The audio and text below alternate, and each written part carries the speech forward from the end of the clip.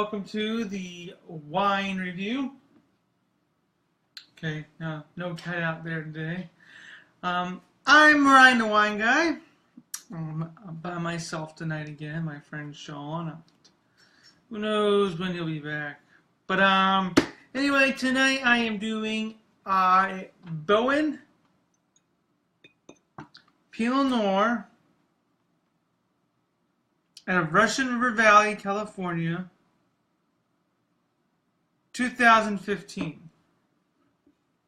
This is a big high roller wine. This wine can run anywhere from $25 to $35. It's 14.3% alcohol by volume. It is winemaker Joseph Wagner. Now, many of you might be familiar with the Wagner family name, such wines such as Camus. You may have heard of Meiomi, which was sold, but then Wagner started Copper and Cane Wine and Provisions, and they make a huge series of wine. You may have seen Eloan, which is a Pinot Noir I did before, that one's very good. They have this one, Boen. I got a couple others I can't think of right off the top of my head, but they make some pretty top-notch wine.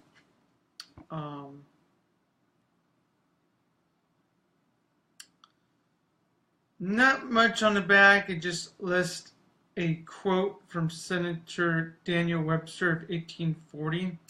Let us never forget that the cultivation of the earth is the most important labor of man. Without the cultivation of the earth, he is, in all countries, a savage. Until he gives up the chase and fixes himself in some places and seeks a living from the earth, he is a Roman barbarian. When tillage begins, other art follows. The farmers, therefore, are the founders of human civilization.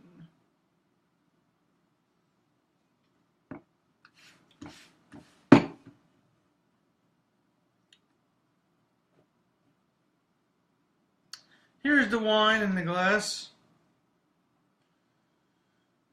Very, very dark for a Pinot Noir, actually. It is really not seeing, just barely able to make my hand through. So very dark. Definitely ruby at the rims. Coming nice, sort of deep red to purplish in the center.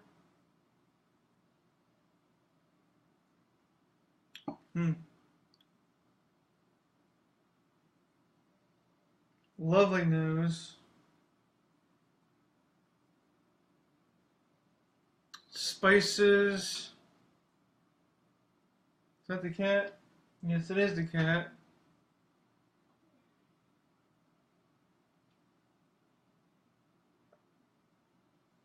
Spices. Strawberry. A little bit of cranberry. Some plum, a little bit of tobacco, dark chocolate.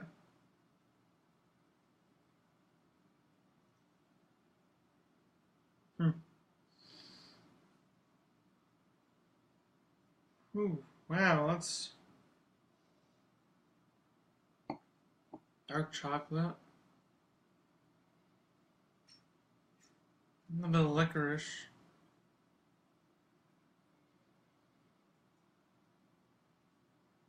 Definitely get that barrel, that woodsy barrelness smell.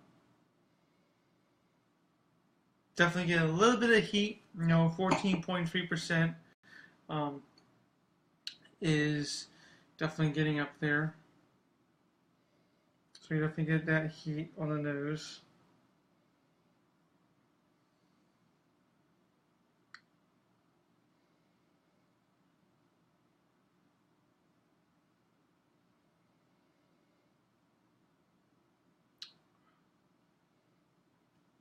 it's just lovely. Yeah, and that dark chocolate that really kind of comes out um, a little bit later on the nose really is just phenomenal. All right, let's try it.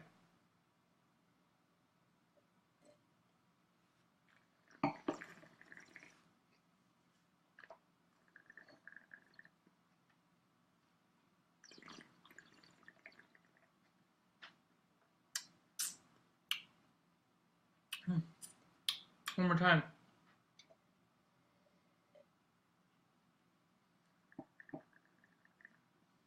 Hmm.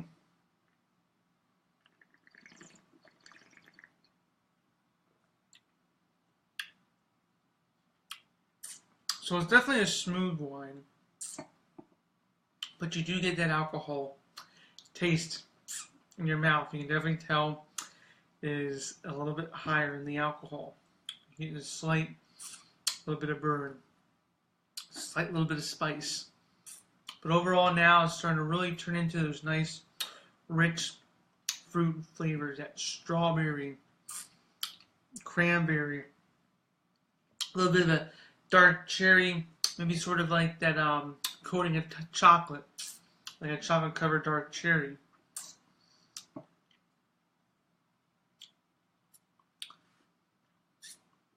You are getting that sort of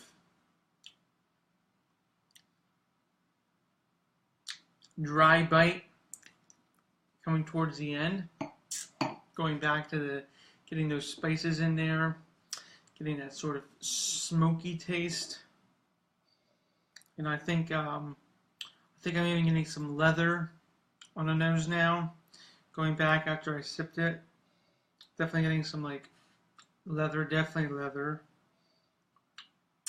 And it sort of plays in the mouth with those fruit flavors, and then that sort of spicy, smoky, and then that dark chocolate oak going on.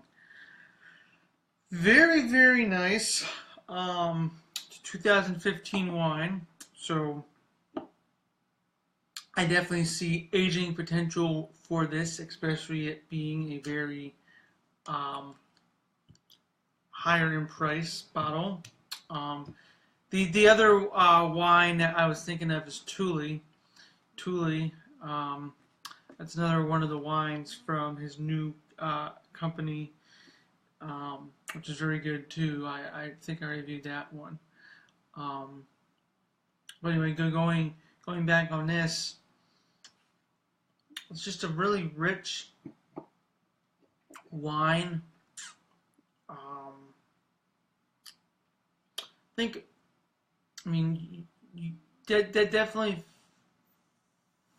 food wise, you might want to do like sharp cheeses if you're gonna have it with cheese, or definitely something with like snacks. If you're gonna have crackers and you have some sort of like spicy dip.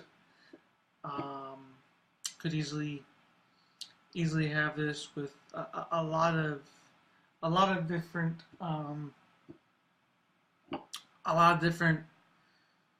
mild to medium spice foods. I don't want to necessarily have this with like a lemon butter sauce, but if you're going to have like seafood, maybe have some sort of spiciness, zestiness going on that.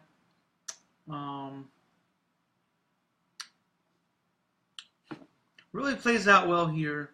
Or you could drink it on its own, like I am. If you're new to wine, you probably might want to pair it.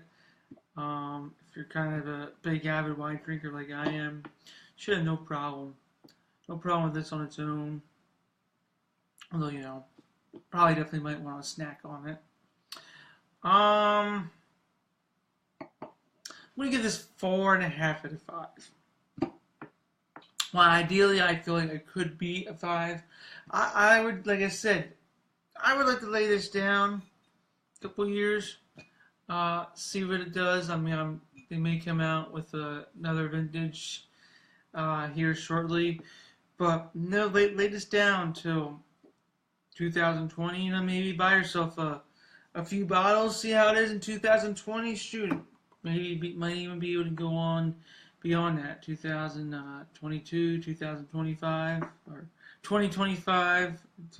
I guess it makes sense. 2000, yeah, I don't know what I'm thinking. But it's good.